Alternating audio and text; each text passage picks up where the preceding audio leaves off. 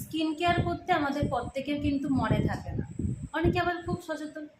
এই যে যারা মনে থাকে না এবং যারা স্কিন কেয়ার করো না, রেগুলার একটা সানস্ক্রিন ইউজ করছো না, যাদের বয়স 30+ হয়ে গেছে, তাদেরকে বলবো